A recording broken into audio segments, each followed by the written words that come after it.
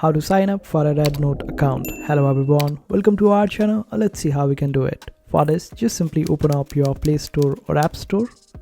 After that, search for REDnote, then open up this one. It includes Chinese language in it because it is from China.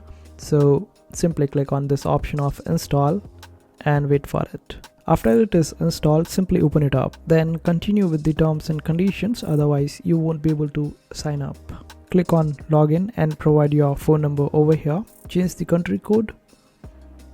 You would be able to find the country code according to your country. And if you don't want to use your mobile number, then just simply get back and click on this option of other login methods.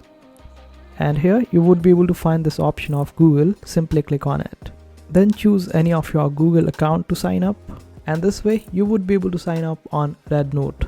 I hope this video was helpful. Make sure to hit that like button and also subscribe to our channel for more helpful videos.